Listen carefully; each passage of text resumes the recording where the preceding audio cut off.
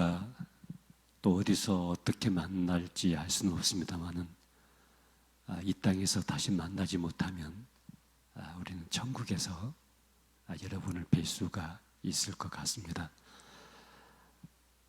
치유받은 치유자, 하나님께서 우리를 치유하시고 회복하시고 강건하게 하시는 소중한 목적이 있습니다. 먼저 우리 자신을 하나님의 자녀로서 행복해 하기 위해서 하나님은 우리를 치유받기를 원하십니다. 저희 집에 있는 아들과 딸에게 제가 그렇게 말을 했습니다.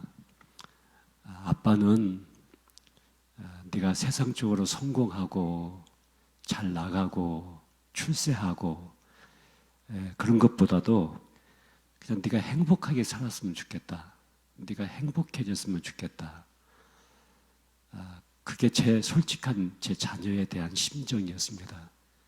우리 자녀들이 하루를 살아도 행복하게 살 수만 있다면은 그 길이 어떤 길이든지 가지지 못했을지라도 높은 지위가 없을지라도 아버지로서 자녀에게 향하는 애절하고 간절한 마음이 그 마음이었습니다. 하나님 아버지도 그러실 것만 같습니다. 우리가 행복하게 살기를 원하십니다. 그 행복하게 살아가는 삶이 바로 풍성한 삶입니다. 내 샘이 먼저 넘쳐야 됩니다.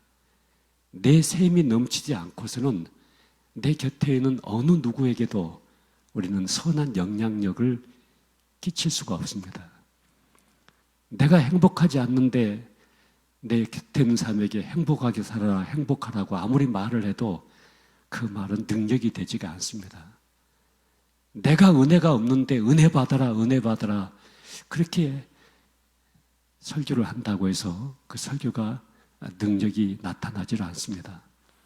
내 안에 먼저 주님으로 인하는 행복감이 넘치고 내 안에 은혜가 넘칠 때 이 은혜가 나를 통해서 내 곁에 있는 이웃에게 흘러가게 되고 그 이웃의 삶을 풍성하게 변화시켜 갈 수가 있을 것입니다. 우리 곁에 있는 가족들, 또 이웃들, 성도들 정말 주저앉은 사람들이 참 많습니다. 겉모습은 뭐 아무 문제가 없는 것 같이 보입니다. 다 성령 충만하고 주일날 교회에 오는 모습 보면 희죽희죽 웃으면서 아무 문제가 없는 것처럼 보입니다. 그러나 한 사람 한 사람을 붙잡아 놓고 그 속을 들여다보기 시작하면은 주저앉아 있고 절망하고 좌절하고 낙심하고 주저앉아 울고 있고 육신적으로는 성인이 되었지만은 내적인 속사람은 어린아이 같은 모습을 가지고 주저앉아 울고 있는 사람들이 우리 주위에 참 많습니다. 그래서 하나님은 우리를 치유하실 뿐만 아니라 치유받은 자로서 누군가를 또 치유할 수 있는 치유자가 되기를 하나님은 원하십니다. 베드로전서 3장 4절에 보시면 오직 마음에 숨은 사람을 온유하고 안정한 썩지 아니할 것으로 하라. 마음에 숨어 있는 사람이 있다 이렇게 말합니다. 여러분도 마음에 숨어 있는 사람이 있습니까?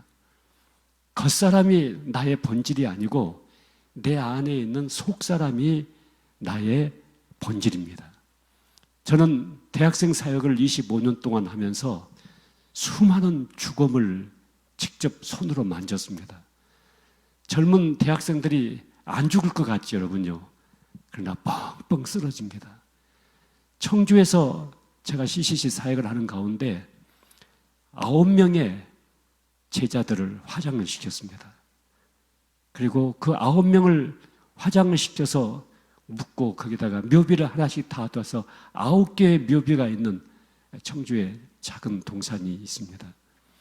그 외에도 많은 죽음을 대하고 또 손으로 만지고 그런 현장을 제가 지켜보면서 죽음이라고 하는 것이 무엇인가? 신학적으로는 우리 영혼과 육체가 이렇게 분리되는 것을 죽음이라고 합니다.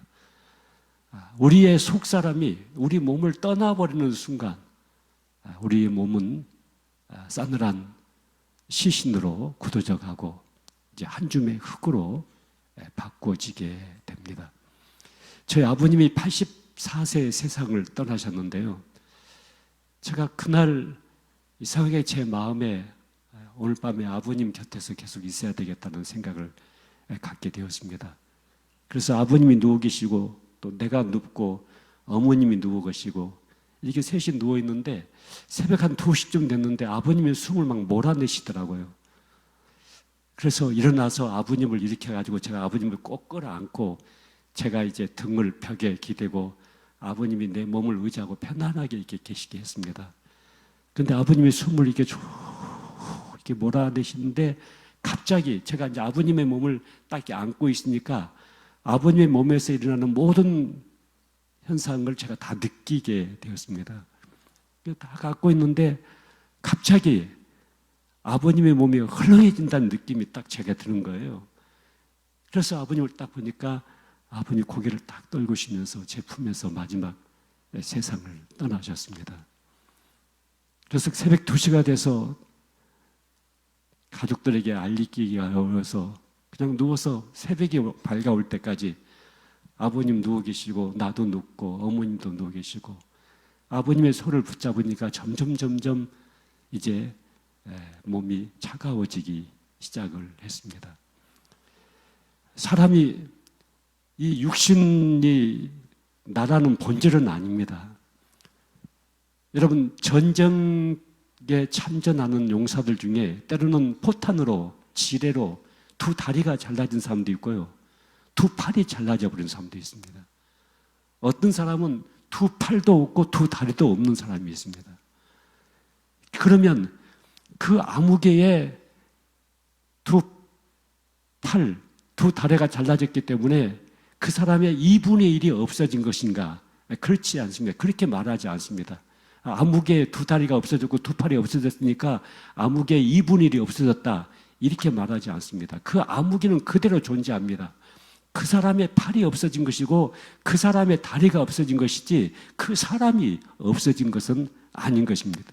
그럼 나라고 하는 존재의 본질이 과연 어디에 있는가? 우리의 속사람에게 있습니다. 우리의 영혼 속에 담겨져 있습니다. 그래서 이 영혼이 떠나버리면, 우리 몸에서 떠나버리면 우리 육신은 하나의 흙집처럼 이제 땅으로 돌아갈 수밖에 없는 것입니다. 예수 믿지 않는 사람들은 이 속사람을 인정하지 않습니다. 영혼을 인정하지 않습니다. 어떻게 하든지 겉사람을 잘 먹이고 잘 입히고 쾌락시키고 24시간 안일 속에 살게끔 만드는데 모든 것이 혈안이 되어져 있습니다. 그러나 우리는 우리 속사람을 강건하게 일으키고 우리 속사람을 살찌우고 우리 속사람이 영향력 있는 능력 있는 삶을 살아갈 수 있도록 우리는 영적인 삶을 계속해서 추구해 가고 있습니다. 그래서 에베소서 3장 16절에 보시면은 사도 바울이 그 영광의 풍성함을 따라 그의 성령으로 말미암아 너희 속사람을 능력으로 강건하게 해야 된다.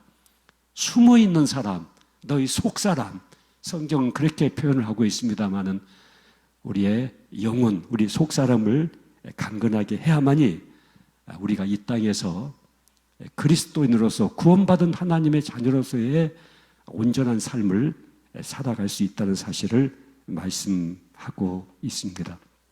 제가 첫날 여러분에게 자존감에 대해서 말씀을 드렸습니다.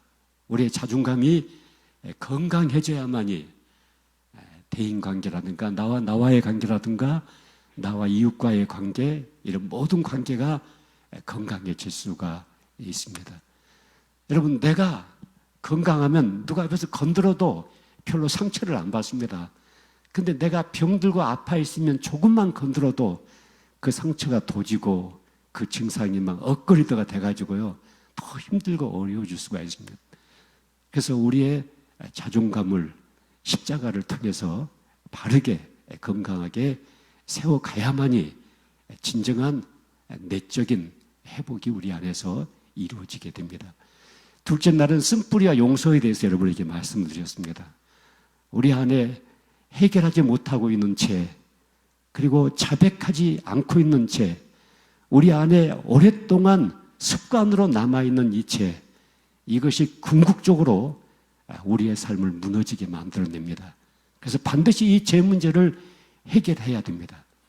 그리고 누군가를 용서하지 못하고 있는 마음, 이게 바로 쓴뿌리처럼 우리 내면 속에 깊이 자리를 잡고 있기 때문에 우리가 용서의 재단을 쌓지 않고서는 우리의 속사람은 온전해질 수 없다. 강건해질 수 없다. 그런데 이 용서를 감정으로 하는 것이 아니고 느낌으로 하는 것이 아니라 하나님의 말씀과 믿음을 가지고 믿음으로 용서를 하는 것입니다. 여러분, 성령의 역사는 말씀과 믿음이 있는 곳에만 성령이 역사하십니다. 말씀만 있고 믿음이 없는 곳에 성령은 역사하지 않습니다. 또 나는 믿는다 아무리 해도 말씀이 없을 때 거기에 성령이 역사하지 않습니다.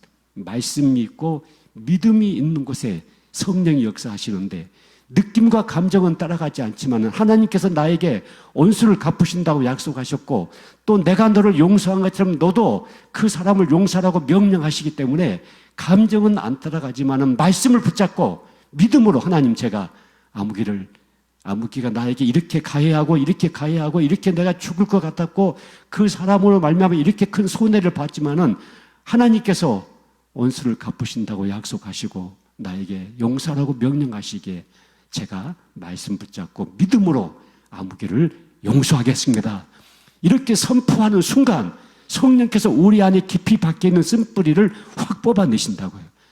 그래서 용서는 믿음으로 우리가 선택하고 믿음으로 선포하는 것입니다. 오늘 오전에는 아버지에 대한 말씀을 드렸습니다. 우리는 혼자가 아니다.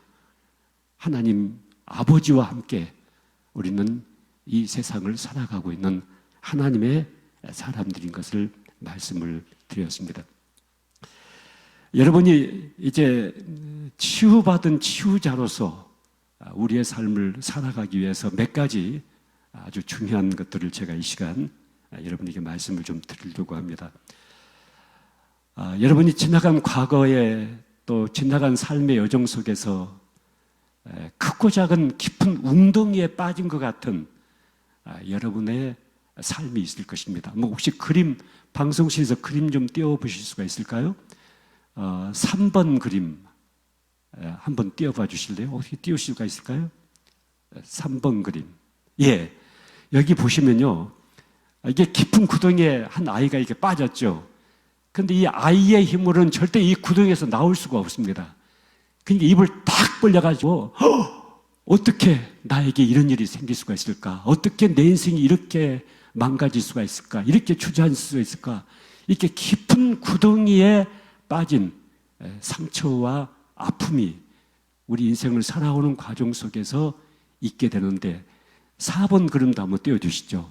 자, 이렇게 크고 작은 구덩이와 같은 우리 인생이 많은 고난과 역경의 순간순간 속에 우리가 빠질 때가 있습니다. 그런데 이 빠져있는, 깊이 빠져있는 이 상처받은 나이가 건강하게 치유가 되지 않고 있으면은 우리가 나이를 먹고 어른이 돼도요, 우리 안에 5살 먹은 어린아이가 내 안에 있을 수가 있고요, 10살 먹은 어린아이가 내 안에 있을 수가 있어요. 10살 먹을 때 억울하게 그 자기 옆에 있는 짝꿍에게 자기가 지우개를 도둑질 해갔다고 도둑놈으로 몰린 사람이 있었어요. 근데 정말 자기는 지우개를 도둑질 안 해갔대요. 안 했대요. 근데 옆에 있는 짝꿍이 네가 내 지우개 도둑질 해갔다고 계속해서 도둑놈을 몰아세요. 이게 너무나 억울해가지고요, 학교가 끝나고 집에 오는 동안 너무 울면서 집에까지 왔었대요. 그런데 이 생각이 지워지지가 이분에게 않아요. 여러분, 자기가 지우개 도둑질 안 해갔으면 그만이지 왜 그게 그 사람에게 평생 영향력을 끼칠 수가 있을까? 여러분, 그때 그 어린 아이에게는 그게 충격적인 사실이었어요. 사건이었어요. 나는 도둑놈이 아닌데, 난 지우개 도둑질 안 해갔는데 나를 지우개 도둑놈으로 몰았던 그 친구가 너무나 원통하고 너무나 억울하고 그 깊은 상처 속에, 구덩이 속에 빠진 것 같은 그런 결과가 되고 말았거든요. 그런데 그게 건강하게 치유가 되지 않다 보니까 늘 나는 억울하고 나는 피해자고 나는 당하고만 사는 사람이고 이제 이런 인식 속에 자기가 이제 깊이 빠지게 돼서 조금만 누가 나를 억울하게 만들어도 과거에 받은 그 상처가 건드려지다 보니까 막 뚜껑이 열리는 거예요. 조그만 사건만 경험해도 막 뚜껑이 열리고 그냥 자기의 어떤 감정을 추스리지 못하고 분노를 조절하지 못하고 폭발하는 그런 결과를 만들어내게 된다는 사실들을 우리가 생각을 해봐야 됩니다. 자, 여러분 이 시간 이제 그 습관이라고 하는 글을 한번 보겠는데요. 습관 글을 한번 띄워봐 주시죠. 우리가 우리 안에 습관화된 것들이 참 많아요.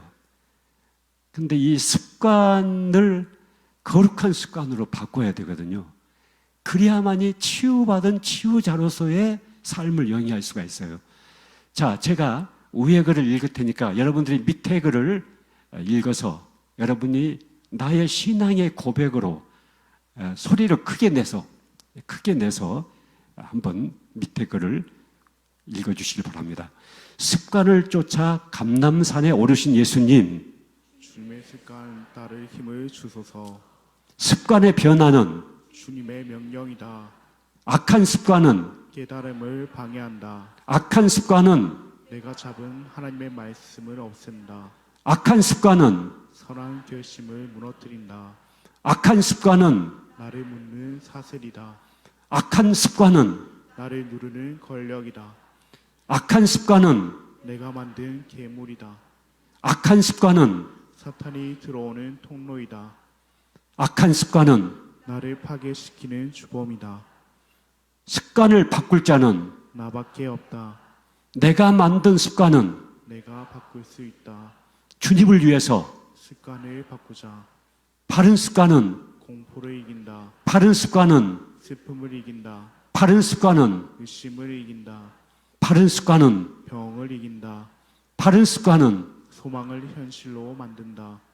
바른 습관을 가진 자는 사탄을 이긴다. 바른 습관은 축복의 통로이다. 습관은 만들어지는 힘이다. 습관은 바꿀 수 있는 길이다. 깨닫는 자보다 습관이 바뀐 자가 승리한다. 슬픔이 올 때 자지 않고 기도하는 습관을 만들겠다. 내 뜻대로 안 될 때 화내는 대신 감사하는 습관을 만들겠다. 비판과 판단 대신 감싸주는 습관을 만들겠다. 남을 무시하는 대신 나보다 낮게 여기는 습관을 만들겠다. 내가 맞다고 주장하는 대신 하나님께 물어보는 습관을 만들겠다. 큰 일을 못해 안다라는 대신 작은 일에 충성하는 습관을 만들겠다. TV를 일찍 끄는 습관을 만들겠다. 기적을 찾아 다니는 대신 교회에서 무릎 꿇는 습관을 만들겠다. 악한 생각 대신 주님과 천국을 생각하는 습관을 만들겠다. 내 뜻대로 사는 대신 하나님의 뜻대로 사는 습관을 만들겠다. 심판의 날이 가까우니 습관을 바꾸자. 아멘. 여러분, 우리가 일반적으로 가지고 있는 많은 습관들이 있어요. 나도 모르게 내 곁에 있는 사람들에게 힘들게 하고 불편하게 하고 내 곁에 있는 사람들에게 상처를 주는 습관들이 있어요. 자, 그런 습관을 과감하게 끊어버리고 이제 주님을 위해서 주님이 원하시는 선하고 거룩한 습관들을 특별히 우리 안에서 계속해서 만들어가야 돼요. 습관은 계속될수록 힘을 갖게 돼요. 능력을 갖게 돼요. 특별히 여러분이 가지고 있어야 될 가장 중요한 이 치유받은 치유자가 가지고 있어야 될 가장 중요한 습관 중에 하나가 감사의 방어를 하는 거예요. 감사를 순간순간 선택하는 거예요. 감사합니다. 고맙습니다. 감사합니다. 고맙습니다. 여러분 해보세요 한번요. 감사합니다. 고맙습니다. 감사합니다. 고맙습니다. 감사합니다. 고맙습니다. 옆에서 누가 툭 쳐도 왜 기분 나쁘게 나를 건드냐고 하는 것이 아니라 툭 치면 고맙습니다. 감사합니다. 여러분 이 말을 성경은요 오른밤을 때리거든 왼밤도 돌려야 되라. 속옷을 갖고자 하면 거둑 같아도 벌써다. 이게 계속해서 감사를 선택하는 얘기예요. 여러분 감사합니다. 고맙습니다. 모든 상황에 대해서 감사합니다. 우리 여자분들 요즘은 거울을 볼 때마다 자꾸 돌아가신 엄마 얼굴이 나타날 때가 있죠. 예. 그때도 감사합니다. 고맙습니다. 나도 이제 우리 어머니 가신 길을 나도 따라가겠구나. 저도 요즘은요, 거울을 보면 돌아가신 아버지가 자꾸 거울에 나타나요. 자꾸. 그래서 나도 우리 아버지 가신 길을 나도 가겠구나. 감사합니다. 고맙습니다. 감사합니다. 고맙습니다. 여러분 계속해서 이 고백을 하시는 거예요. 감사합니다. 고맙습니다. 감사합니다. 고맙습니다. 그러면 여러분 안에 내분비 호르몬 작용에 결정적인 영향을 끼쳐가지고 엔돌핀 같은 좋은 호르몬들이 많이 이렇게 분비가 된다고요. 그리고서 여러분의 면역 체계가 굉장히 강해가 된다고요. 그러면 여러분이 더 건강한 모습으로 하나님 안에서 이 땅에서의 삶을 살아갈 수가 있게 될 것입니다. 자, 여러분들이 이 거룩하고 하나님이 원하시는 습관, 이 습관을 계속해서 내 안에서 이제 키워가야 되는데 그 중에 또 하나가 이 믿음으로 행하는 이 습관을 계속해서 여러분 안에서 키워가야 됩니다. 자, 치유받은 치유자로서의 삶을 살기 위해서는, 은혜받은 은혜자로서의 삶을 살기 위해서는, 구원받은 구원자로서의 삶을 살기 위해서는 여러분 안에 믿음의 액션이 있어야 됩니다. 믿음으로 살아가야 됩니다. 여러분, 야고보는 말하기를 행함이 없는 믿음은 죽어버린 것이다 합니다. 뭔가 믿음으로 산다고 하는 것은 예수님께서 나에게 요구하시는 그 삶을 내 몸으로 살아내는 것입니다. 내 언어로 살아내는 것입니다. 내 인격으로 살아내는 것입니다. 그런데 사람들은 나는 할 수 없다, 못할 것이다, 가능성이 없다, 싸게 놀았다, 실패할 것이다. 아무것도 해보지 않아요. 기도도 해보지가 않아요. 기도하고 구하라 입으로 구해야 되고, 찾으라 발로 찾아가야 되고, 두들기라 손으로 두들겨야 되고, 내가 할 수 있는 모든 것을 다해서 기도하고 간구하고 부르짖고 입을 넓게 열고 이렇게 기도를 해야 될 텐데 기도하지 않아요. 기도 안 하면서 이것도 안 되고 저것도 안 되고, 하나님이 나에 대해서 관심이 없는가 보다, 하나님이 나를 사랑하지 않는가 보다, 나는 하나님 마음에 들지 않는가 보다, 내가 전생에 많은 죄를 범하고 또 지나간 과거가 너무나 험하기 때문에 하나님은 나를 내팽개친가 보다, 이런 식으로 하나님을 오해하게 된다고요. 여러분, 여러분 중에서 기도가 안 터지는 분이 계시죠? 그냥 속으로만 대답해 보세요. 목사님, 저는 기도가 잘 안 나와요. 기도가 앞에서 주여 하고 기도하자면 나도 주여 하면서 같이 하고 기도를 해야 될 텐데 나는 그게 안 나온다고요. 그게 기도가 안 된다고요. 여러분, 왜 기도가 안 되는지 아십니까? 기도를 안 하니까 안 되는 거예요.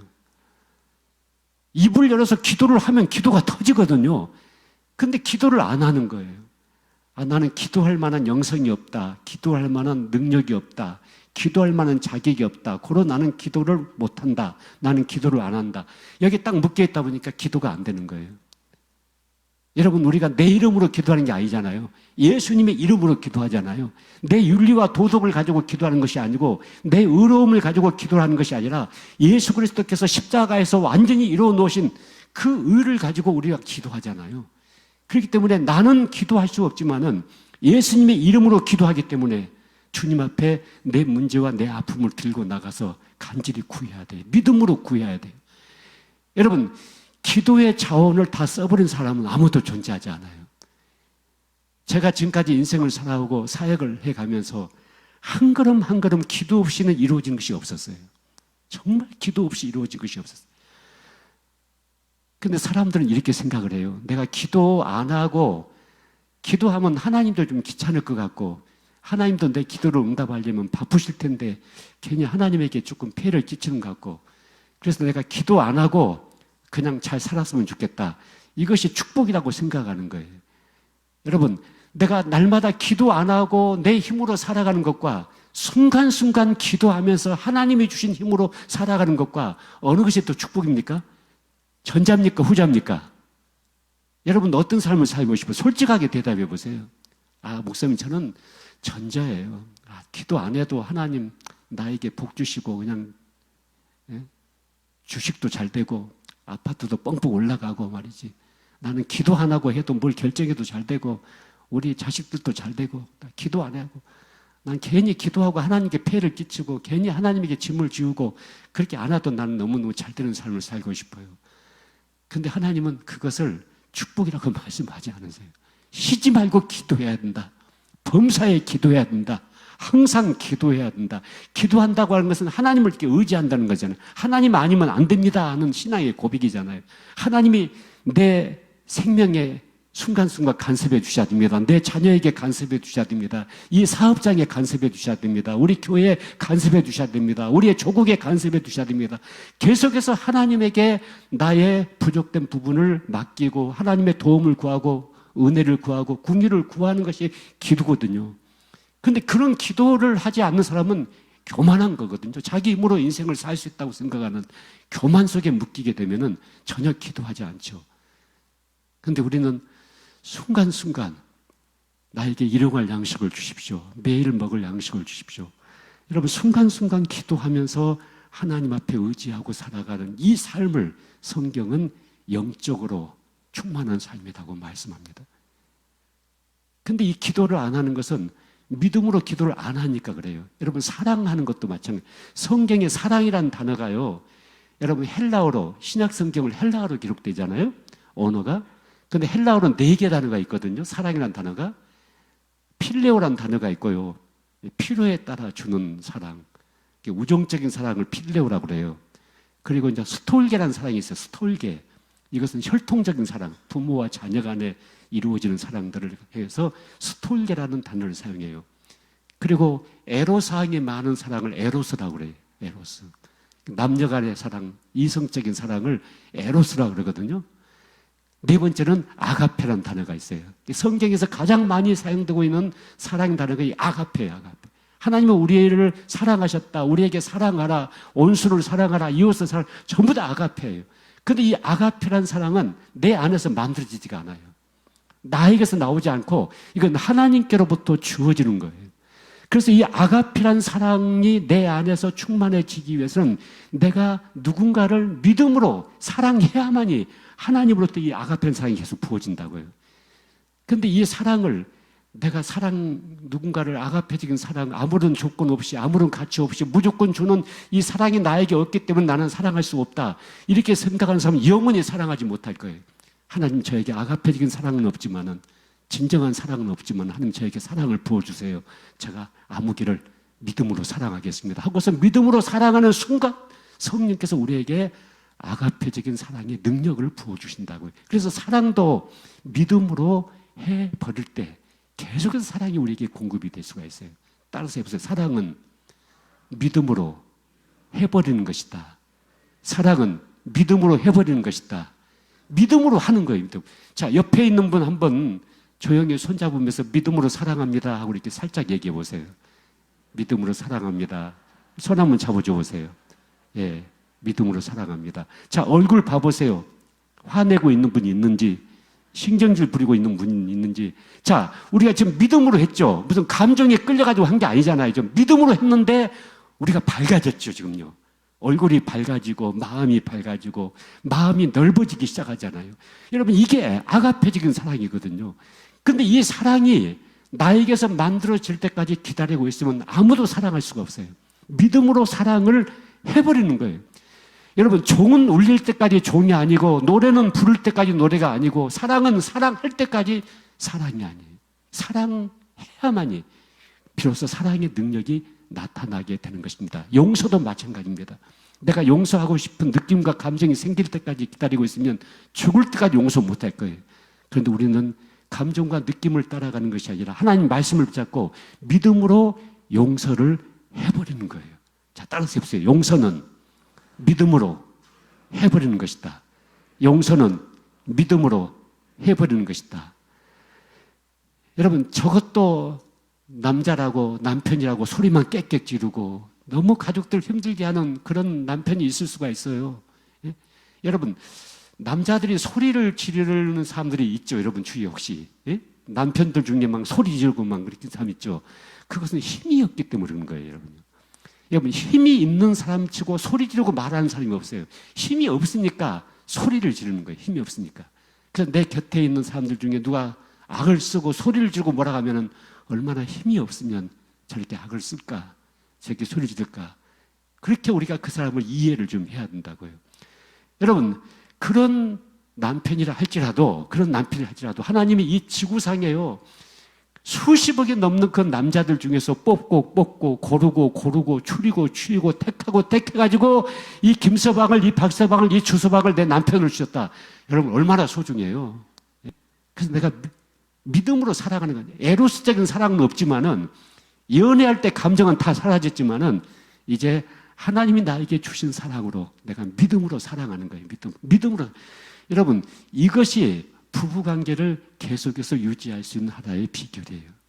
믿음으로 행하는 거예요.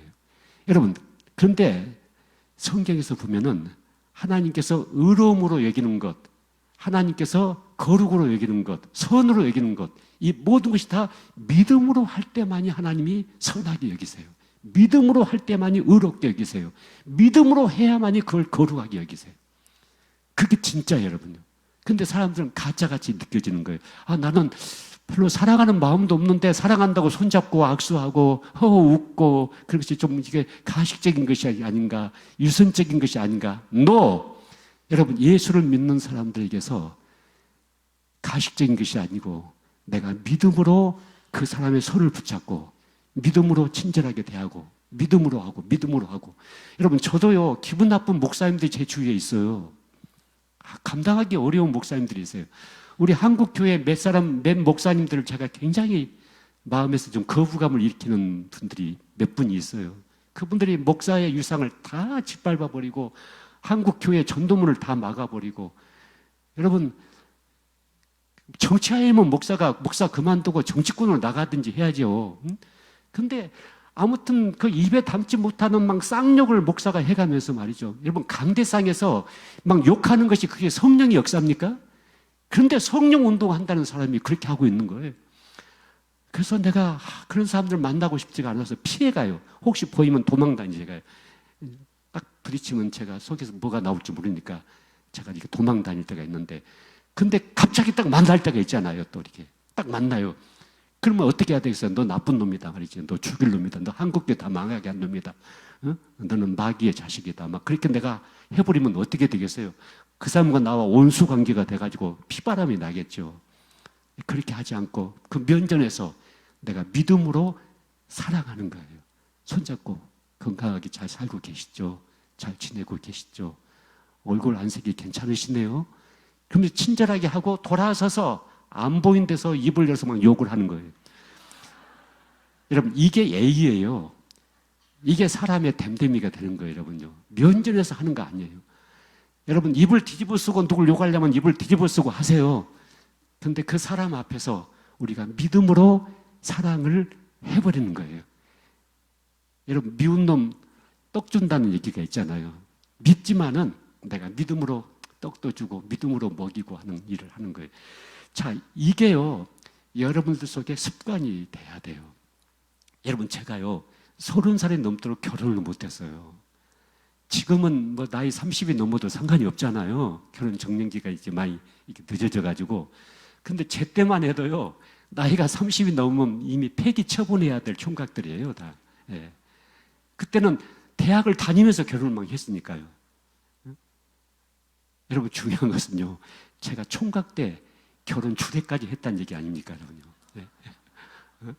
제가 CCC 간사를 하고 있으니까 제 제자들 중에서 졸업한 애들이 결혼하는데 어느 날 와가지고요, 청주대학교 ROTC 출신인데 형제가 와가지고 자매랑 와서 자기 두 사람을 가장 깊이 알고 있는 분은 간사님이시니까 간사님이 결혼 주례해달라고 하는 거예요. 그래서 야, 나도 아직 결혼 안 했는데 어떻게 내가 결혼 주례를 하냐. 그게 무슨 상관이에요. 예수님도 결혼 안 했지만 예수님도 혼인잔치에 가셔가지고 축복하시고 막 그랬는데 뭐 그거 상관이 없잖아요.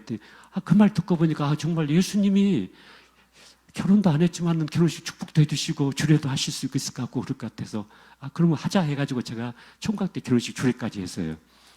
그러다 보니까요, 충청북도에서요, 가장 많은 주례를 한 목사가 저라고 그럽니다.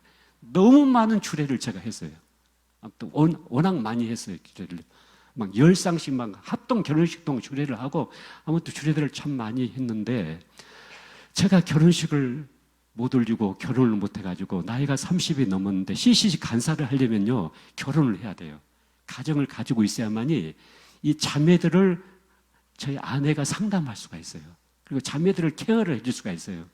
근데 총각이요 결혼 정년기에 있는 자매들을 케어를 못 해요. 그래서 결혼해야 되는데 결혼은 안 되고 결혼 혼자 하는 것도 아니기 때문에 결혼이 안 되는 거예요.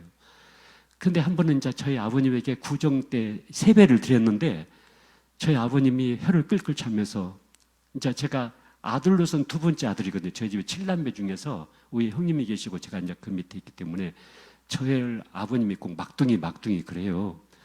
그래서 막둥이 장가 가는 것도 못 보고 이 애비 죽겠다 막 그러시는 거예요. 저도 빨리 결혼해서 아버지에게 며느리감도 데리고 오고 또 손자 손녀도 좀 안겨드리고 그러고 싶은 마음이 있잖아요. 근데 결혼이 안 되는 거예요. 그래서 그때 이제 제가 청주 CCC 대표였어요. 그래서 아버님에게 약속하기를 아버님 생신이 9월 달이에요. 아버님 금년 9월까지는 제가 꼭 며느리감 꼭 제가 데리고 오겠습니다. 정 안 되면 제가 아버님 빌려서라도 데리고 오겠습니다. 그러니까 아버님 금년 9월까지 꼭 기다려 주세요 했더니 너 약속했다. 그래서 아버님 제가 약속 드리겠습니다. 그리고 나서 이제 다시 또 청주로 올라가서 사역을 했는데 저희가 이제 6월 달부터 7월 초까지는 굉장히 바빠요. 전국 대학생 컨퍼런스가 있어요. 그럼 저희 CCC 수련회는 막 10,000명씩 모이거든요. 막 그래가지고 해변가에서 막 수련회를 하고 그 순례를 준비하고 진행하고 이제 학생들 전부 다 단기 선교를 다 이제 애국으로 보내고 나면은 8월달 한 달은 좀 여유가 있는 거예요. 9월달 개학하니까. 근데 8월달이 됐는데 깜짝 정신을 차려보니까 아버님의 생신이 9월달이 가까워지는 거예요.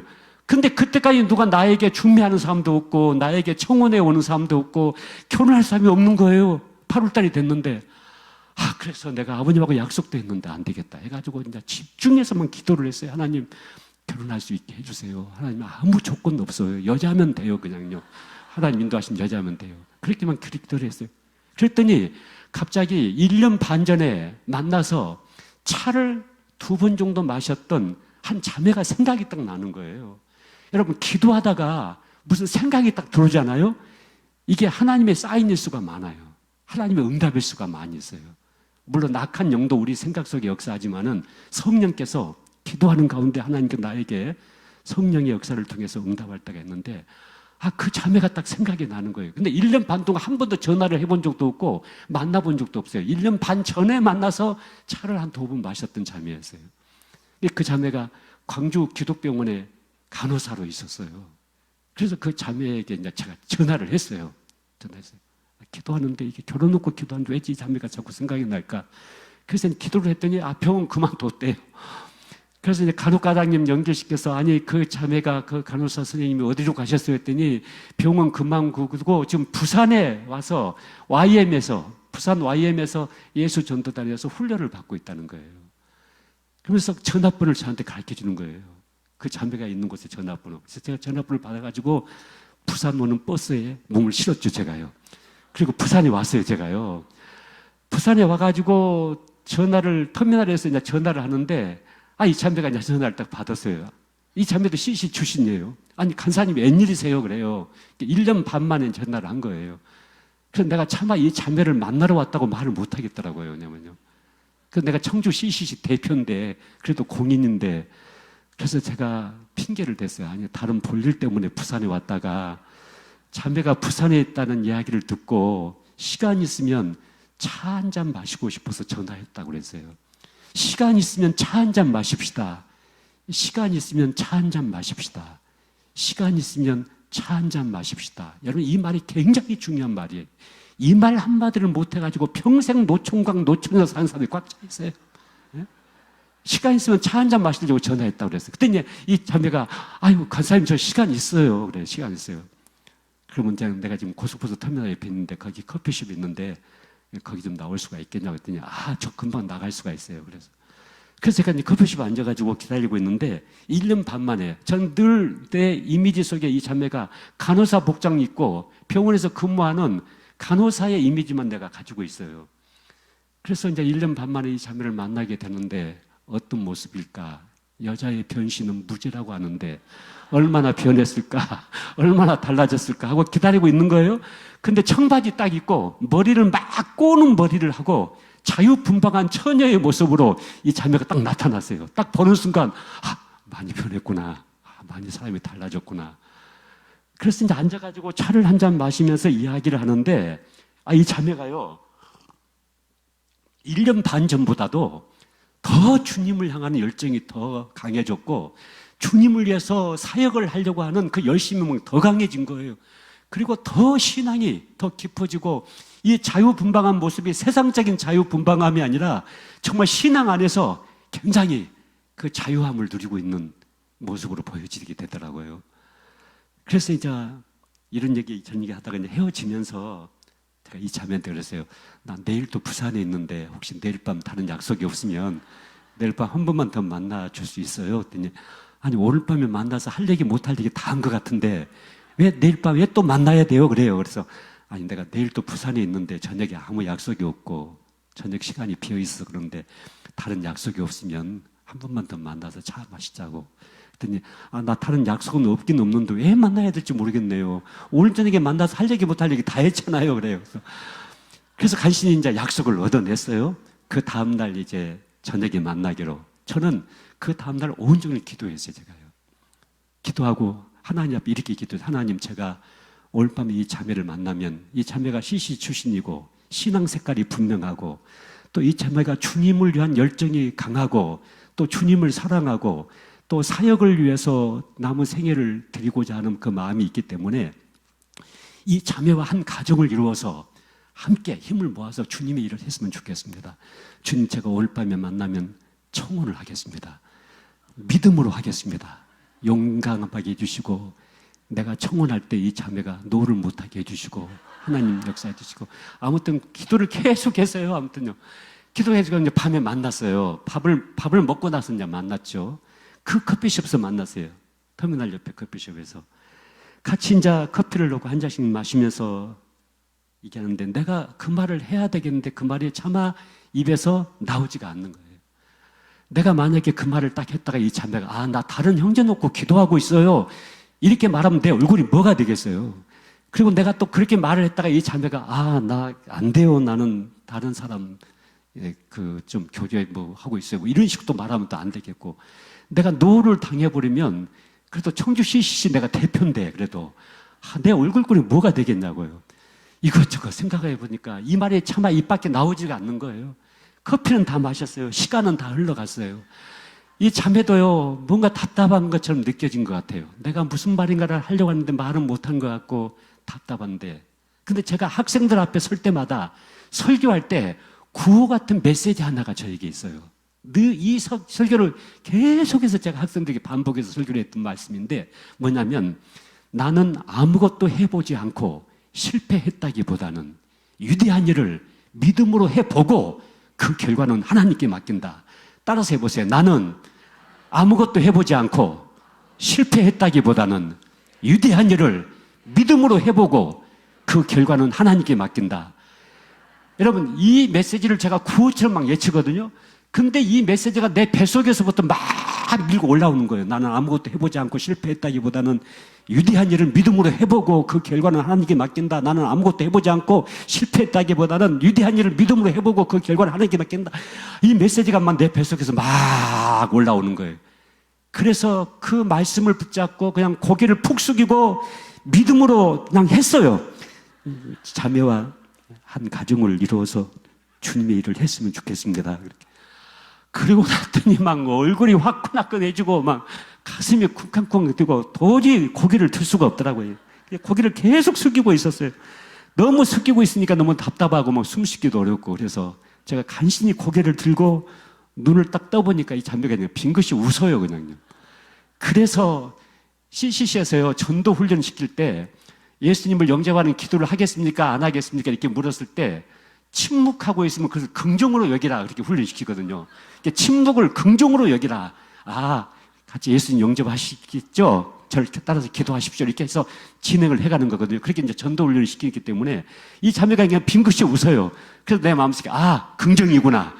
그래서 이제 커피숍에서 나와가지고 조금 길을 걷다 보니까 해운대 쪽에 그쪽에 이제 그쪽으로 갔어요. 근데 어느 교회가 있는데 2층 교회였어요. 이 대형 교회는 아니에요. 예, 이 대형 교회는 아니고 다른 교회인데 2층 교회인데 마침 그날 금요일인가 봐요. 성가대 연습을 1층에서 하고 있더라고요. 그래서 이제 2층으로 올라가 가지고 그 자매의 손을 꼭 붙잡고 기도했어요. 하나님, 저희가 한 가정을 이루겠습니다. 그리고 주님의 일을 하겠습니다. 그렇게 하고 기도를 하고 나는 이제 기차 타고 다시 이제 조치원역으로, 청주로 가야 되니까 이제 조치원역으로 다시 갔어요. 가면서 내 마음속에 내가 지금 무슨 짓을 하고 왔는지, 아니, 이렇게 해서 결혼이 되는 건지.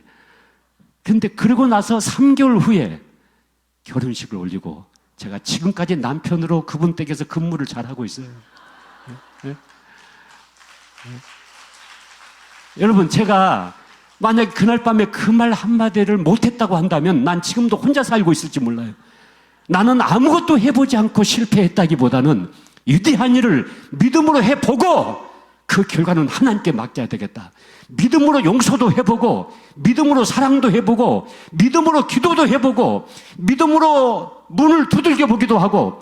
여러분, 한 우물을 파고 있는 것은 잘못된 거예요. 계속해서 그 우물을 파고 있는 것은 물이 안 나오니까 계속 파고 있는 거거든요. 물이 안 나오면 다른 우물을 파봐야죠. 다른 우물을 두들겨 봐야죠. 구하도 안 되면 찾아가 보고 찾아도 안 되면 두들겨 보기도 하고 할 수 있는 모든 최선을 다 해봐야 되지 않겠습니까? 그런데 아무것도 해보지 않고 안 된다, 할 수 없다, 가능성이 없다, 싹이 놀았다, 나는 실패할 것이다, 나는 재수가 없을 것이다, 아무것도 해보지 않고 그렇게 하지 말고 하나님이 원하시는 위대한 일을 믿음으로 해보고 그 결과를 하나님께 맡겨야 됩니다. 이게 믿음으로 행하는 거예요. 믿음으로 하는 거예요. 여러분, 청주에는요, 전국에서 가장 큰 CCC 학생센터가 있어요. 그게 1991년도에 제가 학생들과 함께 그 센터를 건축을 했어요. 근데 지금도 서울 CCC 본부 다음으로 전국에서 가장 규모가 큰 CCC 학생센터가 청주 CCC 센터예요. 근데 그때 우리는요, 그 센터를 건축하기 전에 월 30만 원씩 월세 주면서 전셋집에서 살고 있었어요. 월세집에서 살고 있었어요. 그러던 학생단체가 그 엄청난 센터를 건축해 낼 수 있었던 것은, 만약에 우리가 가지고 있는, 우리는 매월 30만 원씩 월세 주기도 힘들고 학생단체고 예산도 없는 단체고 하기 때문에 우리는 아무것도 할 수 없다고 생각했다면 오늘날 청주 CCC 학생센터가 세워지지 않았을 거예요. 그 당시 91년도인데요. 한 층에 150평씩 600평의 건물을 지었어요. 청주 시내 아주 좋은 데다가. 그리고 그 당시에 13억의 재정을 모금을 해가지고 그 건물을 지어냈어요. 지금도 그 청주 CCC 학생센터가 전국에서 CCC 센터 중에서 가장 규모가 크고 가장 아름다운 CCC 센터로 세워져 있는데, 만약에 아무것도 해보지 않았다면 아무것도 이루어지지 않았을 거예요. 그런데 믿음으로 위대한 일을 시작했기 때문에 오늘날 그 센터의 결과가 만들어지게 됐어요. 제가요, 여러분 20년 전에, 정확히 따지면 이제 20년 한 8개월, 9개월 됐습니다만은 청주에서 7명에서 교회를 개척을 했어요. 제가 CCC 25년 사역을 내려놓고 이제 청주에서 청주 주님의 교회를 개척을 했는데 7명에서 개척을 했어요. 저희 부부, 저희 장모님, 장인 어르신, 한 집사님 부부, 한 자매 7명에서 이제 교회를 개척을 해서 목회를 했습니다. 그런데 제가 이제 15년 동안 담임 목회를 하고 은퇴를 하면서 우리 교회가 교회 밖으로 내보낸 재정이 얼마 정도 되는가? 저는 교회를 개척하면서 첫 달부터 재정의 50%를 교회 경상비로 쓰고 50%는 교회 밖에 선교 구제를 위해서 교회 밖으로 내보내고 첫 달부터 결정을 해서 목회를 했어요. 근데 제가 15년 동안 목회를 한 가운데 86억을 교회 밖으로 내보냈어요. 지금은 20년이 넘었기 때문에 거의 120억이 넘는 재정을 저희 교회가 교회 밖으로 내보냈어요. 그러다 보니까 제가 말씀드린 사랑의 무료 슈퍼마켓도 저희 교회가 운영할 수 있고, 많은 선교지의 교회를 세우고 선교단체와 농어촌 교회와 미자리 교회를 지원할 수가 있고, 그런 역사를 이루어낼 수가 있고, 지금도 청주에서 가장 급성장한 교회 중에 하나가 저희 청주 주님의 교회가 되어 있어요. 아무것도 해보지 않았다고 한다면 나는 CCC 간사 25년 했고 가지고 있는 것도 아무것도 없고 개척 자금도 없고 개척 멤버도 없고 아무것도 없기 때문에 나는 교회를 개척할 수가 없다. 아무것도 해보지 않았다면 지금은 이 지구상에 청주 주님의 교회가 생겨나지 않았을 거예요. 나는 아무것도 해보지 않고 실패했다기보다는 위대한 일을 믿음으로 해보고 그 결과는 하나님께 맡겨야 되겠다. 여러분, 제가 잠깐 소개해드렸던 충북 옥천에 한국에서 가장 아름다운 호수 정원이 있다고 말씀드렸죠. 그 호수 정원, 여러분이 언젠가는 한 번씩 꼭 와보셔야 될 것입니다. 정말 아름다운 곳에 아름다운 정원이 형성이 되어 있는데 그것도 아무것도 없는 데서 시작을 했습니다. 그런데 지금은 얼마나 많은 사람들이 이 정원을 방문하고 이 센터에 와서 또 세상에서 가장 작은 교회당도 거기에 있기 때문에 그곳에 와서 기도하기 위해서 전국에서 사람들이 몰려오고 있고, 그래서 지금 1년에 금년에는 작년에는 10만 명이 조금 넘게 저희 그 센터를 방문을 했어요. 근데 그냥 무료로 들어오는 게 아니에요. 다 입장료를 내고 와야 돼요, 여러분요. 입장료를 내고 오는데 작년에는 10만 명이 넘는 사람들이 방문을 했는데 금년에는 훨씬 더 많은 사람들이 이곳을 방문하게 될 것입니다. 제가 지금 생각할 때 내가 만약에 아무것도 해보지 않았다고 한다면 아무것도 이루어지지 않았을 것입니다. 근데 위대한 일을 믿음으로 해보고 그 결과를 하나님께 맡긴다. 그럼 위대한 일이 뭔가? 어떤 것이 위대한 것인가? 여러분, 하나님의 음성을 들어야 됩니다. 하나님이 나에게 말씀하신 것, 그것이 위대한 것입니다. 누군가를 용서하라고 하나님 말씀하신 것은 위대한 것입니다. 누군가를 전도하라고 하는 것은 하나님의 위대한 음성입니다. 누군가를 사랑하라고 하는 것도 하나님의 위대한 음성입니다. 하나님이 나에게 말씀하신 것, 여러분, 환청을 듣는 것을 하나님의 음성이라고 말하지 않습니다. 물론 어떤 분들은 그런 환청을 들었다, 그런 간증을 하는 분도 있습니다만 저는 지금까지 한 번도 환청을 들어본 적이 없습니다. 저는 기록되어 있는 이 하나님의 말씀, 이 하나님의 말씀을 읽고 묵상하고 이 말씀을 설교하고 이 말씀을 가리키고 하는 과정 속에서 이 말씀을 통해서 성령께서 나에게 하신 말씀들이 있습니다. 성령께서 나에게 주신 간절한 소원들이 있습니다. 꿈이 있습니다. 그래서 그 말씀을 붙잡은 것입니다. 그리고 그것을 믿음으로 행한 것입니다. 저는 이런 생각도 해봤습니다. 나에게 설교도 못하게 하고 내적주 사역도 못하게 하고 아무것도 못하게 하면 나는 무엇을 하고 남은 생애를 살까? 저는 딱 생각나기를 번데기 주식회사를 만들어야 되겠다. 이런 번데기, 우리가 어렸을 때 그 잠사에서 금방 나온 싱싱한 번데기 잡숴보셨어요? 그 영양분이 넘치는 번데기 잡숴보세요. 요즘 번데기는 중국에서 수입을 해가지고 몇 개월 동안 굴려가지고 음식점에 번데기들이 나오는데 여러분 그거 잡수지 마세요. 안 먹는 게 나을 것 같아요.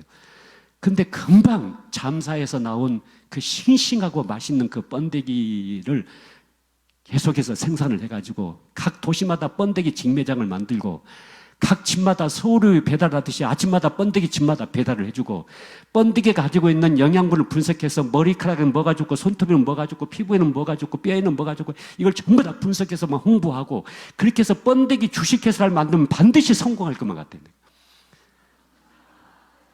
그러니까 여러분도 정 할 일이 없으면 내가 번데기 주식회사를 만들어야 되겠다. 여러분, 하늘이 무너져도 솟아날 구멍이 있는 것은 굉장히 성경에 가까운 말이에요.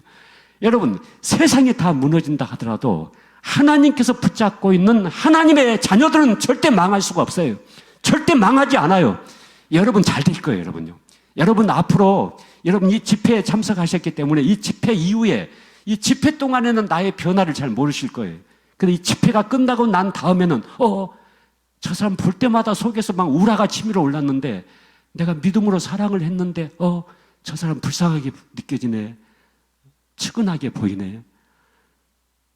여러분이 변한 모습을 여러분 가족들이 알 수가 있을 것입니다. 그렇게 나를 묶고 있었던 악한 중독적인 성향에서 내가 벗어나게 되고 그 습관이 끊어지기도 하고 여러분 그런 역사가 여러분 안에서 일어날 수가 있습니다.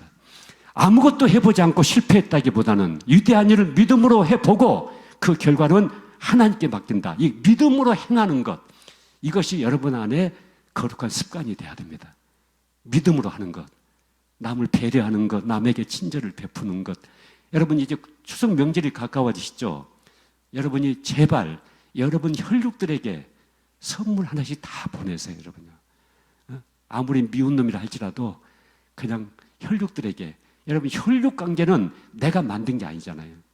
혈육은 하나님이 우리에게 주신 거잖아요. 그래서 혈육 간에 서로 감정의 벽이 있고 오가지도 않고 서로 온수시하고, 여러분 그런 사람들이 의외로 정말 많아요. 부모님이 남겨준 그 유산 때문에 형제들 간에 법정 다툼을 하고 싸우고 이런 경우들도 참 많은데, 이건 좀 불행한 삶이에요. 여러분이 조금 여유가 있다고 한다면 여러분 혈육들을 좀 도우시기 바랍니다. 혈육들에게 좀 나눠주고, 요즘 택배 문화가 또 워낙 발달돼가지고 여러분 그냥 카톡 한 번만 딱 누르면은 선물이 막 가잖아요. 그래서 여러분들이 꼭 그렇게 배려하고, 이런 것도 얼마나 하나님께서 기뻐하시는 역사인지를 모릅니다. 자, 여러분, 네. 여러분들이 이제 앞으로 살아가야 될, 치유받은 치유자로서 살아가야 될 중요한 직분이 하나가 있어요. 자, 그리고 대학을 졸업하면 무슨 학위를 받아요? 학사학위 받죠. 대학원 졸업하면 석사학위 받죠. 그리고 박사과정 마치고 박사 논문 통과되면 뭘 받아요? 박사학위를 받죠. 근데 박사보다 더 한 단계 높은 학위가 또 하나가 있어요. 박사보다 훨씬 더 거룩하고, 박사보다 훨씬 더 영향력을 끼치고, 박사보다 훨씬 더 훌륭하고, 박사의 격보다 훨씬 더 높은 또 하나의 학위가 있는데, 그 학위가 밥사예요. 따라서 해보세요. 밥사. 밥사. 밥을 사주는 사람. 내 주머니를 열어가지고 누군가에게 밥을 사주는 사람이 밥사인데, 이게 박사보다 훨씬 더 격이 높아요. 박사보다 훨씬 더 훌륭해요. 박사보다 훨씬 더 사람들에게 존경받고 영향력을 끼칠 수 있는 사람들이 이 밥사의 학위를 가지고 있는 사람이에요. 그런데 우리가 치유받은 치유자가 된다고 하는 것은 이 밥사의 삶을 사는 거예요. 여러분, 예수님이 밥사였어요. 예수님이요, 태어나셔가지고 예수님의 그 핏덩어리가 어디에 누워 있었어요? 말, 짐승, 구유에 누워 있었어요. 구유는 먹이통이죠. 짐승 먹이통. 짐승 먹이통에 예수님의 그 핏덩어리가 이렇게 딱 놓여져 있었던 거예요. 여러분, 이것은 영적으로 우리가 묵상해 볼 때 짐승 같은 사람들이 그 밥통에 누워있는 예수님을 믿음으로, 영으로, 영적으로 먹고 마셔야만이 우리가 영원히 살 수 있는 중요한 의미를 담고 있다고 저는 생각이 되져요. 근데 그 예수님이 가나 혼인잔치에서도 사람들을 먹이기 시작하죠. 예수님이 내가 생명의 떡이다 이렇게 말씀하시잖아요. 나를 먹지 않고선 너희가 생명이 없다 이렇게 말씀하세요. 예수님이 생명의 떡이다 하는 얘기는 예수님이 나를 먹어야만이 내가 너에게 먹을 것을 준다. 그리고 예수님이 5분의 기적에서 그랬죠. 제자들에게 너희가 먹을 것을 줘라, 좀 먹이라 그래요. 여러분, 요한복음 21장에 가보시면 예수님 마지막에 승천하시기 직전에 제자들 모아놓고 이것을 먹으라 그래요. 그리고 내 어린 양을 먹이라 그래요. 내 어린 양을 치라. 누군가에게 먹이는 삶을 살아라. 밥을 먹이는 삶을 살아라. 여러분, 이것은 꼭 밥 문제만이 아니죠. 여러분, 밥을 먹인다고 하는 것은 누군가를 살려낸다는 얘기죠. 여러분, 금식을 해보면 여러분이 굉장히 좋은 체험들을 많이 할 수가 있는데요. 금식을 한 5일 동안 하잖아요. 5일 동안 하고 여러분 사과 한 입만 딱 깨물잖아요. 그러면 그 사과 한 입이요, 온몸에 에너지를 팍 보내. 그냥 전기가 그냥 팍 빛나듯이 그 사과 한 입을 깨물었을 때 거기서 나오는 영양분이 온몸에 에너지를 팍 주면서 몸에서 갑자기 힘이 확 생긴다고요. 이 금식을 해보면 이 음식이 갖고 있는 유력이 얼마나 강하다는 것을 알 수가 있어요. 그런데 부부싸움을 했는데 밥을 안 줘버리는 거예요. 그건 뭐예요? 너 죽으란 얘기죠. 너는 밥 먹을 가치도 없으니까 너 죽어버려라. 밥도 안 주는 거예요. 이러면 아무리 부부싸움을 하고 미워도 밥은 줘야 돼. 밥은 먹여야 돼요. 그래야만이 그 사람을 살릴 수가 있잖아요. 여러분, 밥을 먹인다고 하는 거, 예수님께서 내 어린 양을 먹이라, 너희가 먹을 것을 주라, 나는 생명의 떡이다. 예수님은 계속해서 누군가에게 자기를 먹인다고 말씀하세요. 그러니까 예수님의 성경에는 그런 말이 없지만은 제가 성경을 묵상해 볼 때 예수님에게 학위를 하나 부여한다면 예수님은 밥사의 학위를 가지고 계신다. 예수님을 만나는 자마다 다 먹여요. 예수님은 굶주린 자도 내게로 오라, 목마른 자도 내게 오라, 내게 와서 마시고 배부르게 먹어라. 예수님을 만나는 자마다 그 인생이 배불러지기 시작하잖아요. 그 인격이 배불러지잖아요. 그 영혼이 배불러지잖아요. 그래서 예수님은 밥사의 학위를 가지고 계신 분이 아닌가. 저는 이제 그렇게 성경을 바라보면서 여러분 이 밥사란 말을 이제 제가 한국 안에서 이제 처음 쓰기 시작을 했는데 여러분들이 이 밥사의 학위를 가지고 남은 생애를 사는 것이 치유받은 치유자로서의 삶을 살아가는 것이에요. 자, 밥을 먹인다고 하는 것고 밥만이 아니죠. 여러분 내가 누군가에게 위로하는 말 한마디, 따뜻한 말 한마디 그 사람을 살려내게 되죠. 여러분 누군가의 넘어진 사람 손을 한번 잡아 일으켜주는 것, 이 사람에게 용기를 주죠. 이게 밥을 먹이는 것이죠. 그 사람을 살려내는 거 아닙니까? 여러분 사람을 살려내는 것 이상의 절대적인 가치가 어디에 있습니까?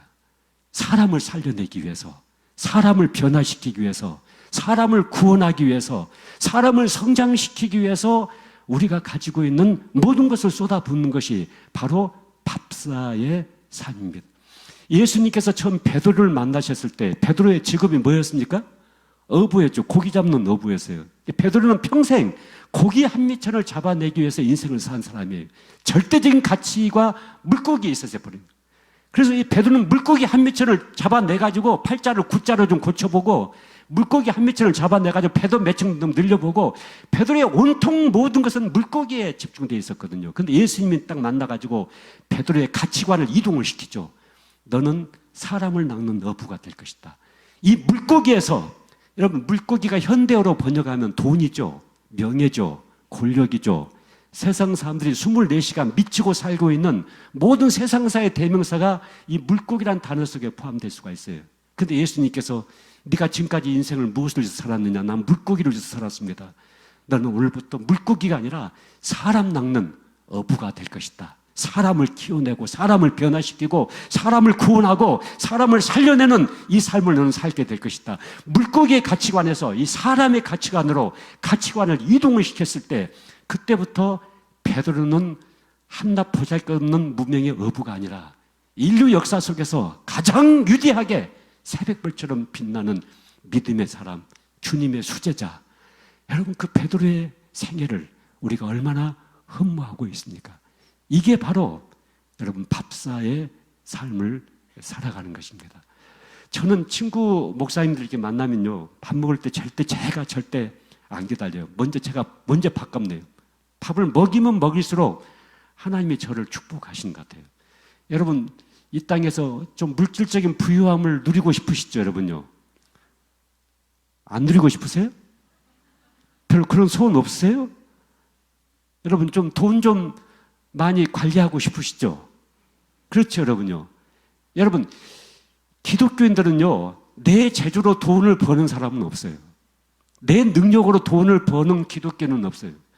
기독교인들은 하나님이 나에게 돈을 맡겼기 때문에 내가 돈을 관리하고 있는 것이지, 내 재주로 돈을 벌어서 이게 내 돈이 아니라고요. 이건 나는 청직이죠. 근데 하나님이 나에게 돈을 많이 맡기실 수 있는 그릇이 돼야 돼요, 우리가요. 그런 믿음의 그릇을 가지고 있어야 돼요. 그러기 위해서는 여러분 우리가 열심히 성공해서 내가 무엇을 위해서 살 것인가, 열심히 돈을 벌어서 무엇을 위해서 살 것인가, 열심히 출세를 해서 무엇을 위해서 살 것인가가 분명해야 돼요. 예수님께서 말씀하시기를 너는 나를 따라오라. 내가 너를 사람 낚는 어부가 되게 하리라. 이 사람 낚는다고 하는 것은 사람을 살린다는 얘기예요. 사람을 살리기 위해서는 누군가에게 먹이는 것을 해야 되는 거예요. 이게 밥사의 삶이에요. 여러분 돈 많이 벌어서 하나님 제가 사람 살리겠습니다. 사람 구원하는 일을 위해서, 성교를 위해서, 하나님의 교회를 위해서 하나님 이 물질을 온전히 드리겠습니다. 하나님 저에게 물질 좀 맡겨주세요. 하나님 이 사업장 일어나게 해주세요. 그러면 하나님께서 안 된다 그렇게 말씀하시겠습니까? 여러분 우리가 돈을 많이 벌어가지고 정말 사람을 살리고 사람을 먹이는데 쓰겠다고 하나님 앞에 기도했을 때 하나님 그 사업을 축복하실 것입니다. 하나님 제가 출세해가지고 하나님 많은 사람들을 살리겠습니다. 많은 사람들을 먹이겠습니다. 많은 사람들을 구원해내겠습니다. 하나님 제가 출세하게 해주세요. 하나님께 기도할 수가 있잖아요. 여러분 하나님 저에게 어떤 직분을 맡겨주시면, 저에게 어떤 사회적인 지위를 맡겨주시면 그거 가지고 내가 팔자 고치는 것이 아니고 제가 사람 살리는 일을 하겠습니다. 하나님의 교회를 일으키는 일을 하겠습니다. 구원의 역사에 그 모든 것을 하나님께 드리겠습니다. 그럴 때 하나님께서 그 사람들을 세워가는 거 아닙니까? 제가 보니까 그래요. 정말 제가 지금까지요 너무나 많은 사람들을 먹였어요. 수많은 사람들을 먹였어요. 한국에서요 최초로 무료 급식소를 운영했던 사람은 최일도 목사하고 저하고 있었어요.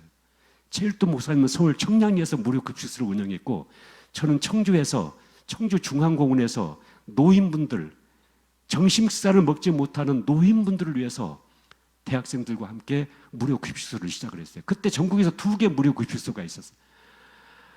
이 청주에서 시작했던 이 학생들과 했던 무료 급식소를 통해서 수십만 명을 먹였어요.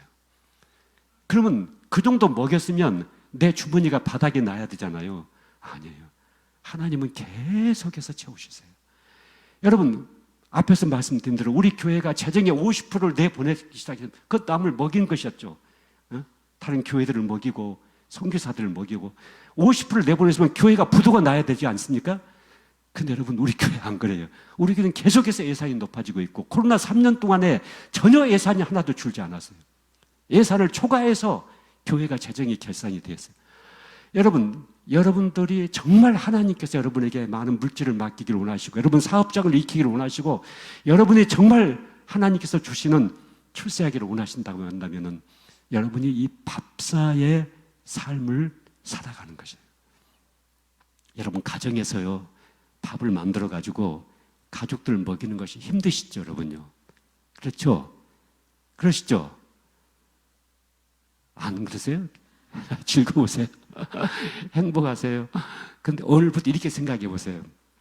내가 밥산데 1차적으로 우리 가족들을 내가 밥을 먹여야 되겠다. 맛있는 거 만들어 가지고 우리 남편도 먹이고 우리 자식들도 먹이고, 내가 이걸 만들어 가지고 우리 애들을 먹이면 얼마나 행복할까. 여러분, 이런 내가 밥사라고 하는 이 사명감을 가지고 한번 그렇게 밥을 만들어 보기 시작하세요. 그러면 여러분, 식사 준비하는 것이 굉장히 즐거울 거예요. 행복할 거예요. 그리고 예수님이 이렇게 말씀하셨어요. 목마른 자에게 물 한 그릇 대접하는 것도 내가 결코 그 상을 잊지 않겠다, 이렇게 말씀하셨어요.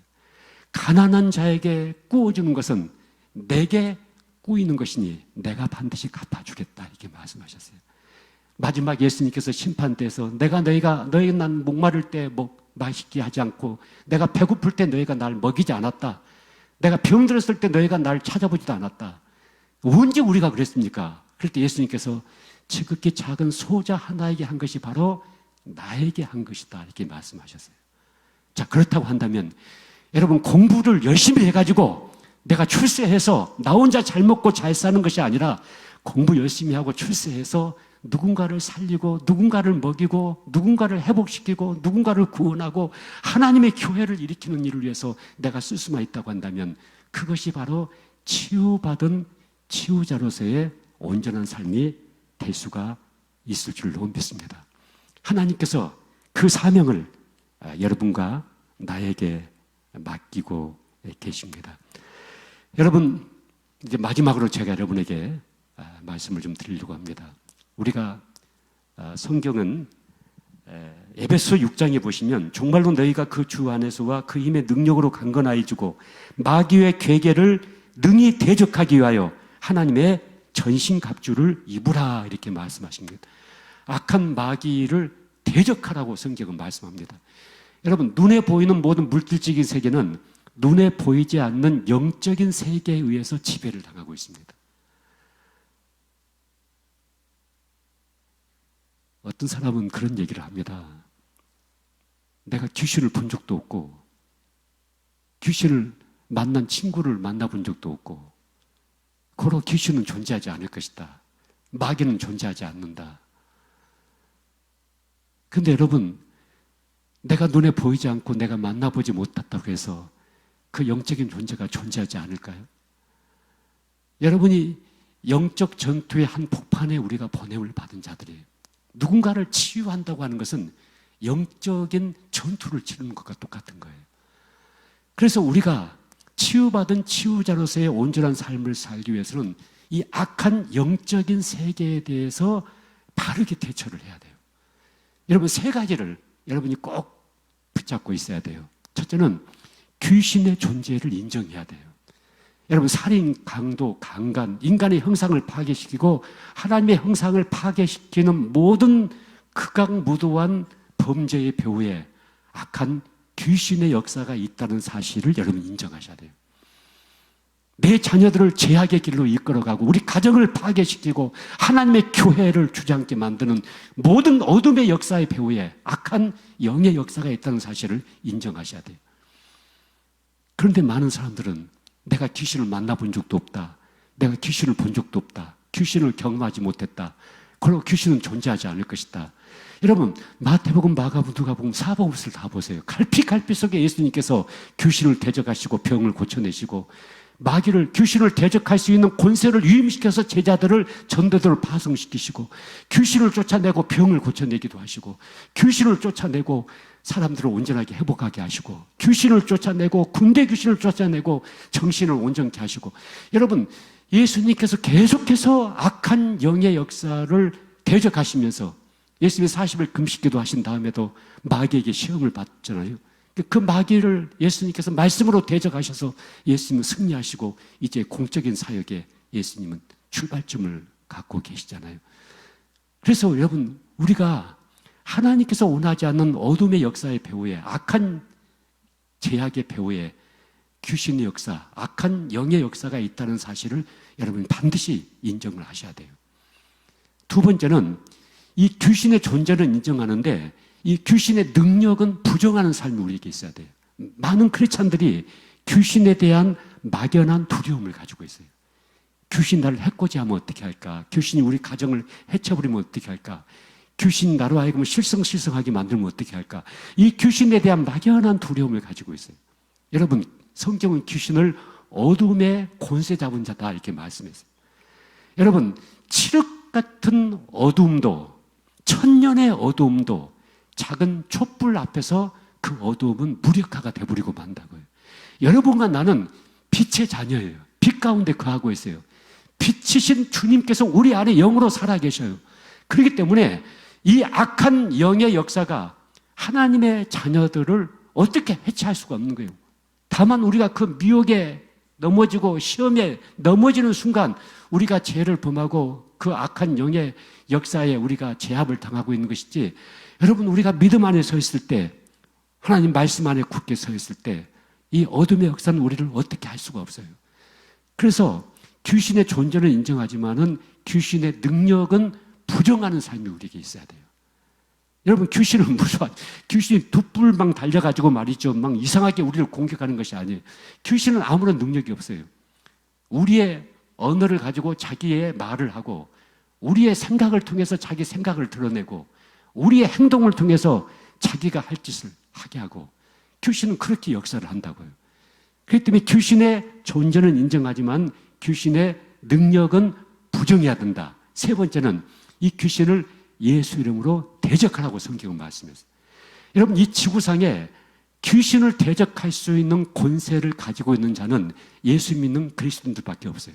구원받은 하나님의 자녀들에게만 유일하게 이 귀신을 대적하라, 마귀를 대적하라, 하나님의 전신갑주를 입어라, 이 악한 영을 대적하라고 하는 이 권세를 우리에게 유임시키셨어요.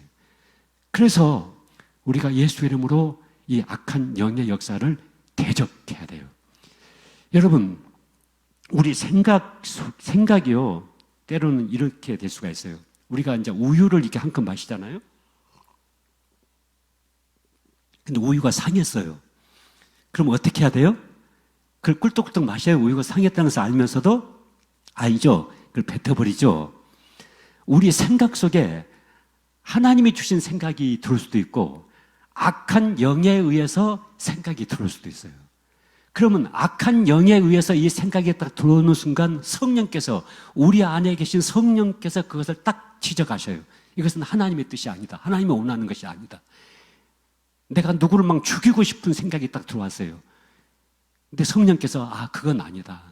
그건 내 뜻이 아니다. 하나님이 원하지 않는 어떤 생각이 딱 들어오면은 그 생각을 내가 품고 있으면 이 생각이 점점 힘을 키워요. 그리고 우리는 그 생각에 끌려서 말을 하고 행동을 하고 죄를 범하게 되는 거예요. 그래서 하나님이 원하지 않는 어떤 생각이 내 안에 딱 들어왔다는 것을 성령께서 딱 지적하고 감지하고 나에게 말씀하는 순간 내가 예수 이름으로 대적해 버리는 거예요.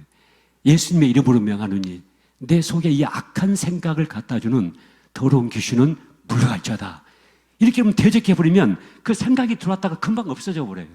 금방 사라져 버려요. 절대 그 생각이 우리 마음속에 둥지를 틀지를 않는다고요. 그런데 대적하지 않고 있다 보니까 그 악한 생각이 내 안에 딱 들어왔는데 대적하지 않고 그 생각이 점점 힘을 키우고 점점 세력을 키우고 내 속에다가 둥지를 틀고 그러는 과정 속에서 우리는 그 사단에 끌려가지고 우리는 사단의 노예가 되기도 하고 죄의 노예가 되는 그런 삶을 살아갈 수밖에 없어요. 여러분, 우리가 이 언어 속에서요, 하나님이 주시는 언어가 있고 성령이 주시는 언어가 있어요. 사람이 좀 덕을 세우는 말을 좀 해야 되거든요. 사람이 말이 이제 권세가 있잖아요. 말로 사람을, 여러분 상처를 받을 때 뭘로 다 받았어요? 말로 받았죠, 말로. 말 한마디에 천냥뼈를 갚는다는 말도 있습니다만 말로 누군가가 나를 비아냥거리고 나를 공격하고 나를 모함하고 나를 억울하게 만들고 그 말 한마디가 우리에게 깊은 상처가 되죠. 그런데 이 언어가 하나님이 주시는 언어가 있고 사단이 주는 언어가 있어요. 여러분, 하나님이 주신 언어는 성령의 9가지 열매 속에 다 포함되어 있어요. 사랑과 희락과 화평과 인내와 자비와 양성과 충성과 온유와 절제. 자, 이 안에서 되어지는 언어들, 이것은 하나님이 나에게 주신 언어예요. 자, 이런 언어들은 사람을 살려요. 사람을 일으켜요. 사람을 회복시켜요. 사람을 치유해내요. 그래서 치유받은 치유자가 될 수가 있어요. 그런데 하나님이 원하지 않는 악독한 말들이 우리의 입을 통해서 터져 나올 수가 있어요. 이것은 성령의 역사가 아니라 악령의 역사예요. 어떤 분은 그래요. 강대상에서 막 설교하면서 막 욕을 하는, 이 새끼 저 새끼 하면 욕을 하는 목사님이 있어요. 저게 성령의 역사라고 그래요. 여러분, 성경 66권 어디를 봐도 강대상에서 설교하는 목사의 입에서 여러분 욕이 나오고 쌍욕이 나오고 사람의 인격을 짓밟는 그런 욕이 나오는 것이 어떻게 그게 성령의 역사가 될 수가 있어요? 그건 악령의 역사라고요. 그래서 그런 말이 내 입에서 나오려고 하면은 예수 그리스도 이름으로 대적해 버려야 돼요. 나로 하여금 이렇게 신경질 부리고 이렇게 추잡한 욕을 하고 이렇게 더러운 욕을 하려고 하는, 그리고 남을 공격하고 남에게 상처를 주는 이런 말을 하려고 하는 이 악한 영의 역사는 예수 이름으로 대적하니 물러갈지어다. 이렇게 딱 대적해보면 여러분 그 말을 더 이상 안 하게 된다고요. 여러분, 우리가 죄를 범할 때도 그렇잖아요. 이게 죄인 줄 몰라가지고 죄를 범하는 경우는 거의 없어요. 근데 예수 믿는 사람들은 성령이 우리 안에 계시기 때문에 성령은 죄를 지적하셔요. 여러분, 예수 믿기 전에는 이게 죄인지도 몰랐어요. 근데 예수 믿고 나니까 죄책감이 생기는 거예요. 죄의식이 생기는 거예요. 왜냐하면 죄에 대해서 민감해져, 우리가요. 우리의 양심은 하나님의 파출소와 같은 기능을 하고 있어가지고 우리가 예수를 믿고 난 다음에 하나님이 원하지 않는 것들이 이 양심에 계속해서 이렇게 걸러지게 되게 된다고요. 그런데 우리가 이제 죄를 범할 수밖에 없는 환경이 딱 이게 노출됐어요. 근데 이게 죄인 줄 몰라가지고 죄를 범하지 않아요. 이게 죄인 줄 알아요. 아는데 왜 신자들이 이 죄를 범한지 아십니까? 이 죄를 범하게 하는 것은 성령의 역사예요, 악령의 역사예요? 악령의 역사잖아요. 그럼 악한 영의 역사를 내가 인지했다면 이것을 대적해야 되잖아요. 예수의 이름으로. 근데 이걸 대적하지 않고 있다 보니까 이게 죄인 줄 알면서도 죄를 범하게 돼요. 이게 죄인 줄 알면서도 그대로 끌려가게 돼요. 그런데 우리가 죄에 노출됐을 때 예수 그리스도 이름으로 명하노니 나로 하여금 이 죄를 범하게 하는 악한 귀신은 물러갈지어다. 이러면 이렇게 대적하시면 절대 이 죄를 안 범하게 돼요. 자, 영적 전투의 한복판에 보냄받은 우리들, 치유받은 치유자로서의 삶을 살기 위해서는 이 영적 전쟁에서 3가지를 꼭 기억하고 있어야 된다. 첫째는 귀신의 존재를 인정하라. 귀신의 존재를 인정하라. 여러분, 우리가 싸워야 될 적이 남편이 아니고 아내가 아니고 자식이 아니에요. 어둠의 악한 역사예요. 어둠의 세력들이에요. 그래서 이 귀신의 존재를 인정하라. 두 번째는 귀신의 존재는 인정하지만 귀신의 능력은 부정하라. 귀신을 무서워하지 마세요. 여러분, 저도 예수 믿기 전에는요, 굉장히 무서움을 많이 탔어요. 옛날 시골에서 이제 어렸을 때는 화장실을 못 갔어요.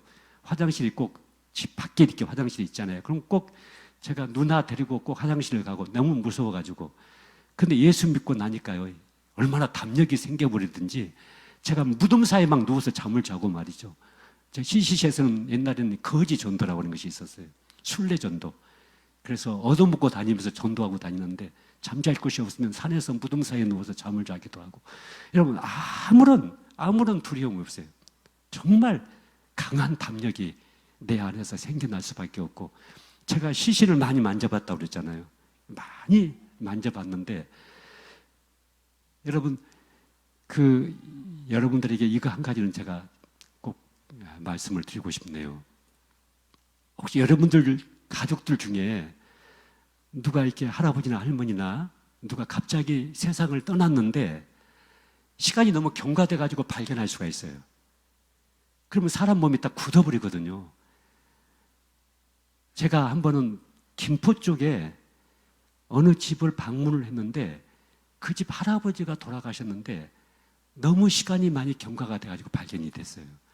할아버지가 등에 쭈그리고 있어서 이 등을 벽에다 이렇게 기대고 돌아가셨는데 그대로 몸이 굳어버린 거예요. 그럼 여러분, 장례를 모시려면은 이 시신을 반듯하게 이렇게 펴놔야 되거든요. 이렇게 반듯하게. 그래야만 입감도 시키고 이제 수유도 입히고 장례를 모실 수가 있잖아요. 제가 갔더니 그 상황이 된 거예요. 그래서 제가 가족들 다 나가라고 그랬어요. 그리고 병풍을 치라고 그랬어요. 내가 좀 기도 좀 하겠다고. 그리고서 제가 그 시신을 어떻게 한지 아십니까? 여러분, 죽어버린 시신은 감각이 있어요, 없어요? 없어요. 전혀 없어요. 그래서 그 시신을 뒤집어 엎었어요. 그래서 허리를 그냥 꽝 하고 밟았어요. 그때 등뼈가 우두둑 하면서 그냥 쭉 펴졌어요, 그냥요. 다리가 이렇게 딱 꼬아져 있었어요. 어떻게 했을까요? 다리를 붙잡고요, 막 우두둑 하고 막 움직이기 시작했어요. 막 반동해서 움직이다 보니까 나중에 다리가 헐렁헐렁하게 펴져가지고 반듯해졌어요. 손도 이렇게 굳어 있었는데 손목을 잡고 인정사정 봐줄 필요가 있습니까? 없습니까? 이미 죽어버렸는데, 이미 영혼이 떠나버렸는데, 그래서 손목을 붙잡고 그냥 인정사정 봐주지 않고 막 움직이니까 우두둑 하다가 나중에 발이 헐렁헐렁 반드시 펴진 거예요. 그래서 반듯하게 펴놨어요. 그리고 이제 가족들 들으라고 그랬어요. 되게 깜짝 놀래가지고, 아니, 주목사님이 능력 있는 줄 알지만은 어떻게 죽어 있는 시신까지 이렇게 반듯하게 펼 줄 아냐고. 제가 어떻게 폈다는 얘기 안 했어요, 제가. 근데 여러분도 혹시 그런 일을 당하면 너무 당황하지 말고 가족들 다 내보내고 혼자서 그 작업을 하시라고요. 그렇게 해서 반듯하게 펴놔야만이 그 다음에 장례를 온전하게 모실 수가 있어요. 여러분, 예수 믿는 사람들이요, 담력이 있어요. 예수 믿는 사람들, 여러분, 하나님의 나라는 말에 있는 것이 아니고 능력이 있다, 이렇게 말씀하잖아요. 우리 학생들, CCC 학생들요, 여학생들 졸업시켜 놓으니까요, 대학교 1학년 들어올 때는 코 흘리고 들어왔어요, 여학생들이. 내가 보니까. 근데 얘들이 대학을 졸업하고 나서 보니까 어느 날 보니까 아기를 하나 딱 얻고 나타난 거예요. 어느 날 보니까 아기를 둘 또 데리고 얻고 어느 날 보니까 또 아기를 셋을 데리고 나와가지고요. 이 자매들이 그렇게 강한 엄마가 됐더라고요. 여러분, 예수 믿는 사람들이 담력이 있어요. 그래서 우리가 귀신의 존재를 인정하지만은 귀신의 능력은 부정해야 돼요, 여러분. 여러분, 귀신은 처음부터 속이는 자의 애비와 같다 그랬어요. 속이는 자, 모든 거짓말의 배후에 악한 영의 역사가 있어요. 그래서 귀신의 능력은 부정하면서 여러분, 이 귀신의 악한 영의 역사를 여러분이 감지하고 또 성령께서 여러분에게 느끼게 하시면은 예수 이름으로 대적해 버리세요. 순간순간 대적해 보세요. 그럼 반드시 여러분은 승리하는 삶을 살아갈 수가 있게 될 줄로 믿습니다. 자, 이 시간까지 제가 말씀을 좀 여러 가지로 말씀을 드렸습니다만은 특별히 오늘 말씀의 중요한 주제는 치유받은 치유자, 누군가를 살려내는, 누군가를 먹이는 밥사의 삶을 내가 남은 생애를 통해서 살아가야 되겠다.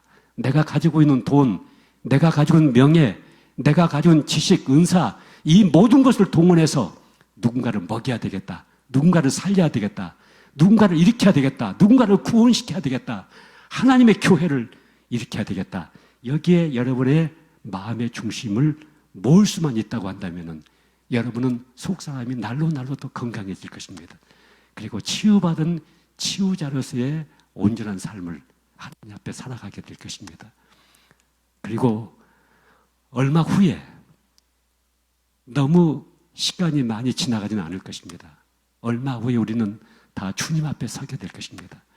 그리고 그 주님 앞에서 고백하기를 내 인생 여정 끝내요. 강 건너 언덕 이룰 때 하늘문 향해 말하리 예수 인도하셨네. 나는 혼자의 삶을 산 것이 아니라 주님께서 여기까지 나를 인도하시고 그 수많은 사람들을 살려내고 밥을 먹이고 그 사람들을 구원하는 일을 위해서 하나님이 저를 쓰신 것에 대해서 주님이 마지막 착하고 충성된 종아 잘하였도다. 잘 살았다. 정말 잘 살았다. 이 마지막 하나님의 선언이 있는 그 순간까지 여러분이 치유받은 치유자로서의 삶을 살아주시기를 주님 이름으로 축원합니다.